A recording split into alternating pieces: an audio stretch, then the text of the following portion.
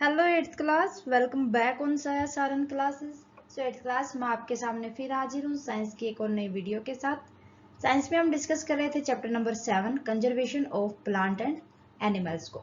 सो chapter complete करने के बाद हमने स्टार्ट किया था एक्सरसाइज के question number first and second को। So question number first and second हम अच्छे से डिस्कस कर चुके हैं। उम्मीद करती हूँ आपको समझ भी आ गए होंगे। अगर आपने वो वीडियो नहीं देखी तो फटाफट से प्लेलिस्ट में जाके देख लें। आज हम डिस्कस करेंगे क्वेश्चन नंबर 3 एंड 4 को। अपनी पेज नंबर देख लेना, 86 पेज है ये क्वेश्चंस का। ठीक है, देखते हैं question number 3। Question number 3, discuss the effects of deforestation on the following. आपको नीचे जो पॉइंट दिए हुए हैं इनके ऊपर बताना डिफोरेस्टेशन का इफेक्ट क्या क्या होएगा। डिफोरेस्टेशन हमें पता है कि जो फॉरेस्ट के अंदर से जो ट्रीज कटिंग की जा रही है day to day for use for business और use for home as a fuel, तो ये इनका इफेक्ट वाइल्ड एनिमल के ऊपर क्या आएगा, इन्वायरमेंट पे क्या होगा, विलेजेस जो रूरल एरिया है उसके ऊपर क्या होगा, सिटीज अर्बन एरिया पे क्या होगा, earth and the next generation, इन सब पे बताना इफेक्ट। एक एक करके डिस्कस करते हैं। देखो, अगर प्लांट ट्रीज को काट दिया जाएगा, फॉरेस्ट को क्लियर करेंगे, तो जितने भी वाइल्ड एनिमल होते हैं उनको रहने के लिए कोई जगह नहीं रहेगी। उनकी जो नेचुरल हैबिटेट था वो खत्म हो जाएगा और जो उनकी ब्रीड थी वो भी खत्म होने के कगार पर आ जाएगी। सो इसीलिए जितने भी वाइल्ड एनिमल हैं हमें देखने को मिलेगा कि उनका एक्सटिंक्शन के क्लोज जाते जाएंगे, वो लुप्त होते जाएंगे, खत्म होते जाएंगे। ठीक है। Wild animal, when forest are cuts, the natural habitat of animal is destroyed। भाई अगर हम फॉरेस्ट को कटिंग करेंगे तो जितने भी वाइल्ड एनिमल हैं उनका नेचुरल हैबिटेट खत्म हो जाएगा, डिस्ट्रॉय हो जाएगा। Without the natural habitat the animal are left without no place to live. भाई एनिमल के लिए तो कोई जगह नहीं रहेगी रहने के लिए, एंड ब्रीड, उनकी ब्रीड के लिए भी। As a result of this many animal are at a large आएगा, लार्ज ऑफ एक्सटिंक्शन, मतलब उनकी संख्या खत्म होने के कगार पर आ जाएगी। विलेजेस पर इफेक्ट देखें, deforestation lead to soil erosion and result in flash floods. भाई सोइल इरोशन होगा, प्लांट काटेंगे तो वहां पर बारिश की कमी होगी, बारिश की कमी होगी तो कार्बन डाइऑक्साइड गैस ज्यादा होगी, तो इस वजह से फ्लड के चांसेस बहुत ज्यादा आ जाते हैं। This hamper agriculture activity and thus disturb the people in the rural area. भाई जितने भी रूरल पीपल्स होते हैं, विलेजर होते हैं, वो डिपेंड करते हैं मोस्टली एग्रीकल्चर एक्टिविटी के ऊपर। तो फ्लड होगा तो उनकी जो एग्रीकल्चर एक्टिविटी है वो भी डिस्टर्ब होगी। ठीक है। सिटीज की अगर हम बात करें तो क्लाइमेट चेंज हो जाएगा, ड्राउट आ जाएगा, फ्लड और ड्राउट का कंडीशन आ जाएगी। इस वजह से अगर देखो गांव के एरिया में विलेज वगैरह के ऊपर इफेक्ट पड़ेगा, सिटीज के ऊपर तो अपने आप आएगा, क्योंकि अगर एग्रीकल्चर एक्टिविटी नहीं होगी तो सिटीज के अंदर जो पीपल्स रहते हैं उनके लिए फूड वगैरह नहीं मिल पाएगा। सो देखो, cities urban area, deforestation in the city can increase the risk of many natural climate, climate change होगा उनका, सच एज फ्लड आ जाएगी, drought in the that area, flood और ड्राउट के चांसेस हो जाएंगे उस एरिया के अंदर। ठीक है।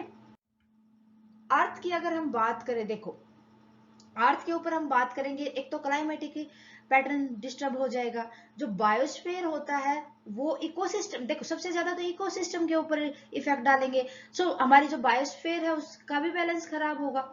ठीक है। The whole earth is full of various ecosystems which together make the biosphere। भाई बहुत सारे इकोसिस्टम, सभी इकोसिस्टम मिलकर बायोस्फीयर बनाते हैं। Deforestation disturb the balance in the biosphere.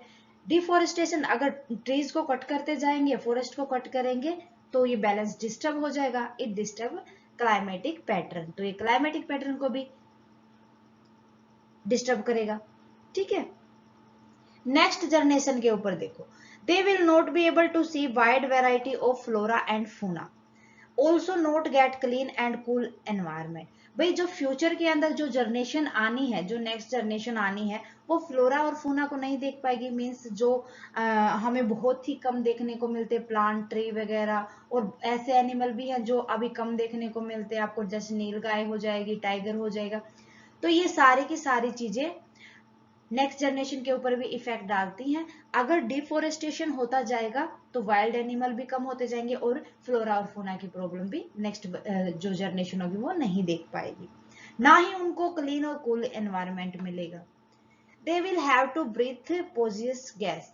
भाई पॉजियस गैस तो मिलेगी, अगर प्लांट नहीं होगी तो और उनको ऑक्सीजन कहाँ से मिलेगी, ऑक्सीजन की कमी होगी तो उनको ब्रीथिंग प्रॉब्लम होगी, क्योंकि वो कार्बन डाइऑक्साइड गैस को छोड़ेंगे और कार्बन डाइऑक्साइड गैस को ऑक्सीजन में चेंज करने के लिए ट्री और प्लांट होंगे नहीं। Life would be very difficult for the next generation. भाई इसी तरीके से अगर डिफोरेस्टेशन होता जाएगा तो नेक्स्ट जनरेशन के लिए लिव करना उनकी लाइफ बढ़ती मुश्किल हो जाएगी। ठीक है, ये था इफेक्ट ऑफ डिफोरेस्टेशन। क्लियर है, समझ आ गया। नेक्स्ट क्वेश्चन, क्वेश्चन नंबर 4 है व्हाट विल हैपन इफ, क्या होगा we go on cutting tree, अगर हम इसी तरीके से ट्री को कट करते रहे। The habitat of an animal is disturb, अगर एनिमल के नेचुरल हैबिटेट को डिस्टर्ब कर दिया जाए तो क्या होगा। The top layer of soil is expose, भाई जो सोइल की टॉप लेयर होती है जहां पर सबसे ज्यादा उपजाऊ होती है, फर्टिलाइजर होती है, अगर उसी को एक्सपोज कर दिया जाएगा तो उसका क्या इफेक्ट आना है। सबसे पहले अगर हम बात करें we go on cutting tree, अगर हम इसी तरीके से ट्रीज को कट करते जाए, earth will lose its top fertile soil layer, भाई अर्थ अपनी जो उसकी सोइल के ऊपर फर्टाइल लेयर जो सबसे पहली लेयर होती है वही तो होती है ना, उसको खत्म कर देगी, खत्म हो जाएगी अर्थ के ऊपर से।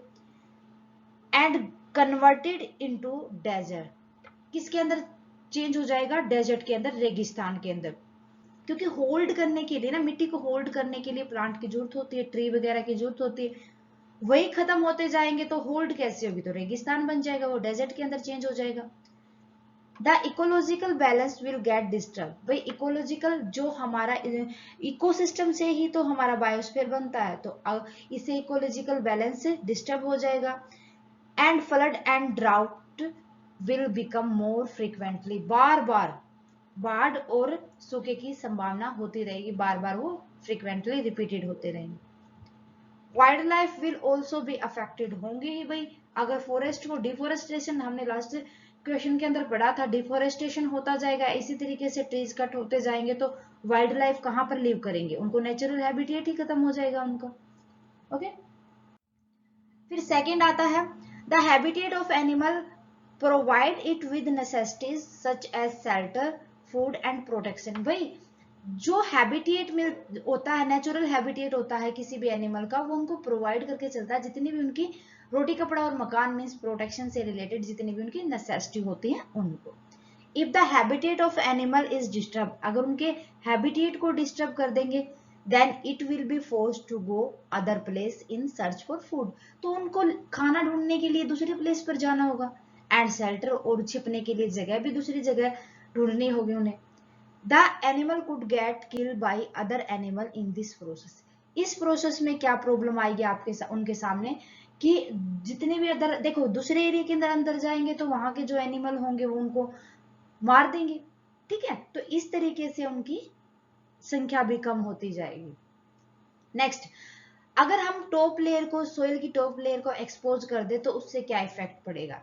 भाई जो टॉप की सबसे पहली लेयर होती है, टॉप लेयर होती है सोइल की, वो बिल्कुल ही हार्ड होती है, ठीक है, और रॉकी टाइप होती है।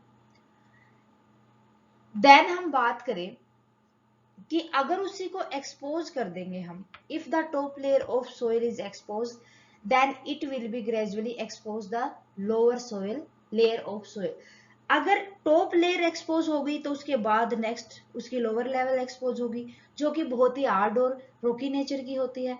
This type of soil is less fertile, जो कि बहुत ही कम फर्टाइल होती है, वहां पर कुछ भी नहीं उगता। इट कंटेन लेस हुमस, उसके अंदर हुमस बहुत ही कम होती है। Continue soil erosion will make the land barren और इनफर्टाइल, वही इसी तरीके से सोयल इरोजन होता रहेगा तो एक टाइम ऐसा आ जाएगा कि जो जमीन है वो बिल्कुल ही अनउपजाऊ हो जाएगी, वहां पर कुछ नहीं उगेगा। ओके, क्लियर है, तो इसीलिए जो टॉप लेयर ऑफ सोयल होती है उसको मेंटेन करके रखा जाता है, ना कि उसको एक्सपोज्ड किया जाता है। ठीक है, तो ये थे हमारे क्वेश्चन नंबर 3 एंड 4। उम्मीद करती हूँ आपको अच्छे से समझ आ गए होंगे। फिर भी कोई डाउट रहता है तो प्लीज मुझे कमेंट करके बता दिया करो, जितना जल्दी पॉसिबल होगा मैं आपके डाउट को क्लियर करूंगी। कैसी लगी मुझे कमेंट करके बताएं। अच्छी लगी तो प्लीज लाइक और अदर स्टूडेंट के साथ ज्यादा से ज्यादा शेयर करें। अगर आपने अभी तक साया सारन क्लासेस को सब्सक्राइब नहीं किया है तो आपसे रिक्वेस्ट है फटाफट से सब्सक्राइब कर ले और बेल आइकन को दबा ले ताकि आने वाली नई क्लास की नोटिफिकेशन आपको मिल सके। Thank you very much student, मिलते हैं नेक्स्ट क्लास में। Bye bye and take care.